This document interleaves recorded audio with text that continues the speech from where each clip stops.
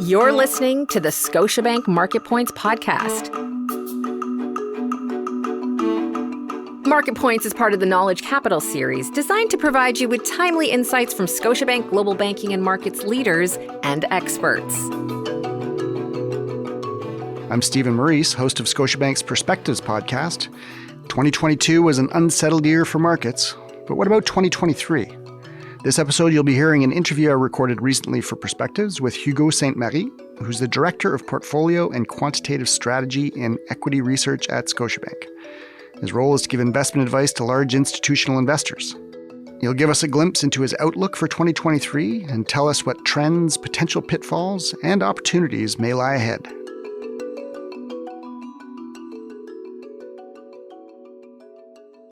Hugo, thanks so much for joining us today. Thanks for having me. So today is all about looking ahead to 2023. But before we do that, maybe you could give us a quick recap. What did 2022 look like from a stock market or investor perspective? It seemed like it was a bit of a wild ride. Yeah, 2022 was marked by, I would say, extremely elevated inflation. And to fight inflation, central banks around the world, not just the Bank of Canada, the Fed in the US, but most central banks around the world adopted very aggressive monetary policy to cool down price pressure or inflation, in other words. But when, let's say, interest rates are going up very fast, it tends to put pressure on stock market, on equity valuations. So when we looked around the world, most global equity market are down on a year-to-date basis. The US is down, Canada is down more so. What has been challenging, I would say, for investors is that usually when equities are going down, the bond market tend to do better, and that provides some caution on the overall performance of portfolios. That has not been the case this year. Last time, both bonds and equities were down on a full calendar year in the US. We have to go back to 1969. So From that perspective, no safe haven from bonds, very negative performance from stocks. Only cash has performed better, and some commodities, namely oil. Wow. So a challenging year for sure for investors of all kinds. If we start maybe with the big picture of looking at 2023, you recently put out a report titled 10 Themes for 2023, Balancing Risk versus Reward. I'm sure we'll get into some of the details, but can you give us a brief outlook, sort of the headline outlook for markets this year? What do you think investors should expect? Yeah, I think investors should expect another rocky year where macro data is disappointing. Economic growth is slowing down. I think we are going through a mild recession. That being said, I think there's going to be opportunities for equities to get a bit more aggressive in portfolios at some point, maybe in the first half. Again, that's a work in progress. But I think in the first half of 2023, if the market is going much lower, there's going to be opportunities to be a bit more aggressive in portfolios. Not now, but maybe at some point in 2023. So the first half could be challenging for stocks. Back half, I think it could be a bit better. That would sum up 23. Okay. We'll get in hopefully to some of the details around that, but maybe we start at the macroeconomic and policy level. What are the main forces driving those situations that you just described? Is it essentially much the same thing as we experienced in the back end of 2022? Yeah, I would say that's the same thing. Like, we have started to see inflation moderating, but it's still well above central banks' targets, whether it's Canada or the US. And we had a Fed meeting not so long ago, and the Fed told us basically that they want to continue to tighten their monetary policy. In other words, raise their benchmark rates. And there is a lag between a rate hike and the full impact on the economy. So all the tightening we had in 2022, I mean, the full impact of this will be seen, I would say, probably in the summer of 23. That lag is very important to understand. So macroeconomic conditions to some extent worsened in 2022, global growth slowing down. But I think going into 2023, the economy might have a bit of a trouble to swallow this very steep and aggressive tightening cycle we've been seeing for basically all of 2022. So that's why we're calling for at least a modest recession in 2023. Right. And the Fed, which is the central bank in the United States, in some respects looks to be even more aggressive than the Bank of Canada, certainly suggesting that they're not done yet with increasing rates. In your report, you talk about how, like, once the tide turns on that, it can actually turn pretty quickly. What did you mean by that? That the rates could fairly soon start coming down, even though the Fed is being as aggressive as it is? Yeah, I would put a caveat. I mean, the Fed, what we call the terminal rate, so that's the rate at which the Fed will stop tightening, could be around maybe 5.25%. So as we speak today, US Fed funds are at 4.5. Maybe they push that up to 5.25 at some point, I think in Q1 2023. After that, they'll likely take a pause to see again the cumulative impact of all the tightening of 2022. But I think the next step is macro conditions will deteriorate to the point where at some point we have job losses in the economy. So what does that mean for the Fed? At that point in time, probably later in 2023, they might reverse some of those rate increases. So in fact, they might do some easing. That might start later on 23, but still, I think that's something we can take a look at or something we can expect. Right. Historically speaking, the last Fed rate hike and the first Fed rate cut, if you looked at all the cycles, there's a gap of about 6 months between, again, the last rate hike and the first rate cut. So if the Fed stops tightening in Q1, we could potentially see a rate cut again at some point in Q4 of 2023. Right. And you're mostly talking about the Fed, so the United States. Do you see the situation being more or less mirrored in Canada? Correct. I think the Bank of Canada probably has room to stop at lower level and before the Fed, given that the economy is certainly more levered to interest rates, more sensitive, if you will, to interest rates than the U.S. When you compare the Canadian economy versus U.S. economy, clearly the Canadian consumer has much more debt than in the U.S. So Canadian consumer balance sheets, I would say, is more stretched, and the tightening pace could have more impact. So I don't think the Bank of Canada will have to be as aggressive as the U.S. Federal Reserve. Okay, let's get back to the markets. Given all of those factors that you just talked about, and you mentioned earlier how the first half of the year could be challenging, but also, I guess, have some opportunities. Where do you see that going? What do you tell your clients and the people who depend on you for your advice? Yeah, so basically, I think the first half, especially the first half of this year, could be very challenging for equities. The S&P 500 not so long ago was above 4,000. We're not taker or not buyer at that level. I think we will see more appealing entry points in the first half. What could be underappreciated is the earnings backdrop. When you looked at earnings expectations for 2023, consensus is still expecting earnings to grow. If we have a recession and go back in the last 50, 60 years, in recessions, earnings are not growing, they're contracting. And I think this is underappreciated by the market at this point. So what you're saying is that in spite of that consensus, it's likely that many companies, their earnings, the amount of money they make or the profits that they make are going to decline, are going to continue to decline.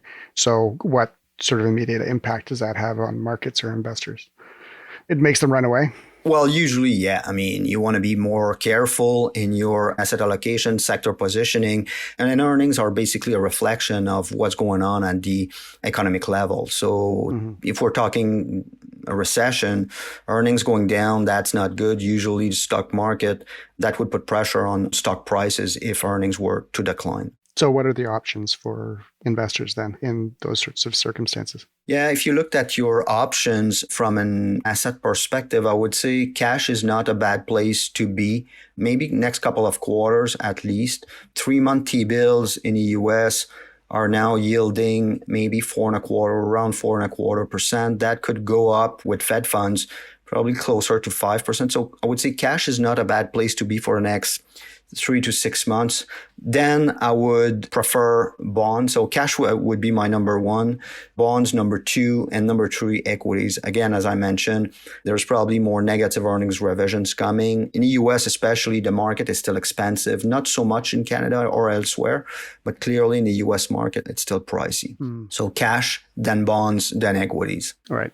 And if you're going to go the equity route, do you look at dividend paying stocks in particular? Or would that be sort of your first target? Dividend payers, yeah, I would say not just dividend payers, but companies that can over time grow consistently their dividend. We found out in our work that those companies were usually outperforming, maybe not all the time, but on average, they tend to outperform the market, good times, bad times. So yeah, clearly for investors, given an elevated inflation, having some companies that can grow consistently their dividend could be a good way to ride out the storm and mitigate the impact of elevated inflation, I would say. And are there sectors where those types of companies are more prevalent?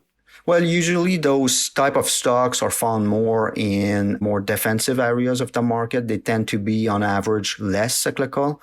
So I would say our asset allocation is more defensive as we speak. We're overweight some defensive sectors, such as, let's say, staples, some utilities, pipelines with more cash. So those are the sectors where you can find those type of stocks, if you will. So that's probably the next couple of quarters.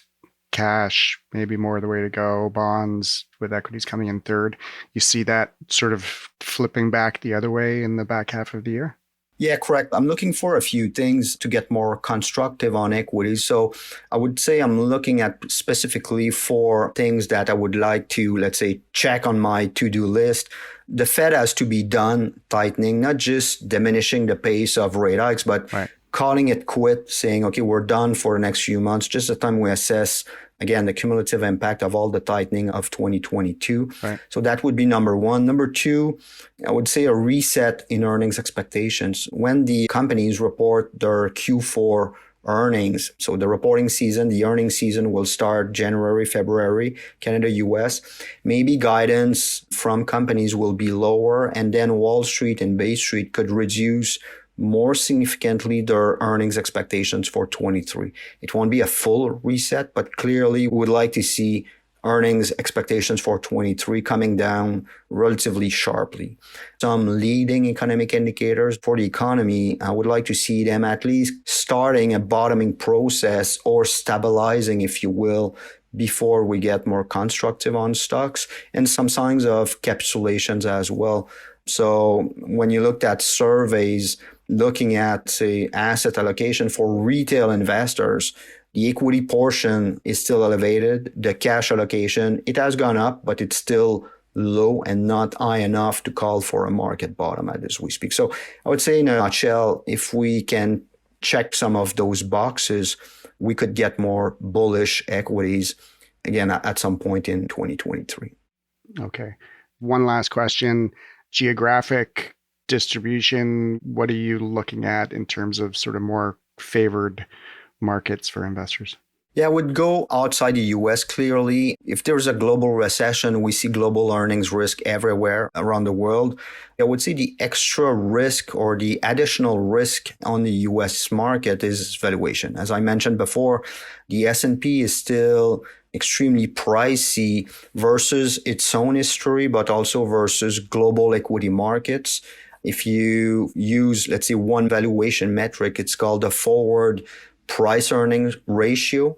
So in the US, when we do this, it was still around 18 times forward earnings. In other markets, we're closer to 12 or 13 times. So the US market is way more expensive, and that could be an additional risk in 2023.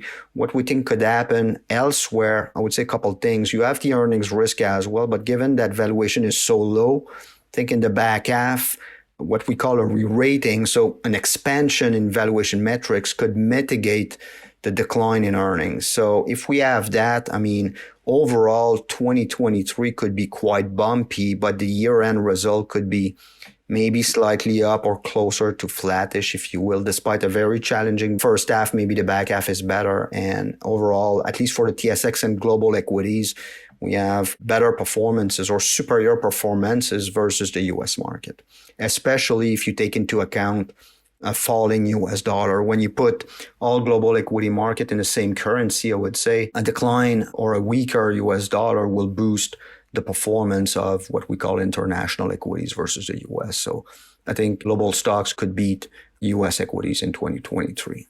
Okay. Well, I think we'll leave it there. It looks like a challenging front half, fingers crossed for a slightly better back half, and end up with a flat-ish 2023. Would you say that's the simplest way of putting it? That is correct. Hugo, thank you very much for joining us today. I really appreciate you taking the time. Thank you very much. I've been speaking with Hugo Ste-Marie, Director of Portfolio and Quantitative Strategy and Equity Research at Scotiabank. Thanks for listening to Scotiabank Market Points. Be sure to follow the show on your favorite podcast platform. And you can find more thought-leading content on our website at gbm.scotiabank.com.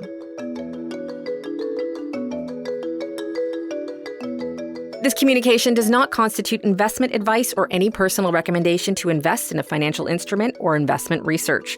This communication is provided for information and discussion purposes only. An investment decision should not be made solely on the basis of the contents of this communication. It is not to be construed as a solicitation or an offer to buy or sell any financial instruments and has no regard to the specific investment objectives, financial situation, or particular needs of any recipient. The information in this communication is based on publicly available information, and although it has been compiled or obtained from sources believed to be reliable, such information has not been independently verified, and no guarantee, representation, or warranty, express or implied, is made as to its accuracy, completeness, or correctness. Past performance or simulated past performance is not a reliable indicator of future results. Forecasts are not a reliable indicator of future performance. Please refer to our legal disclosures on our website.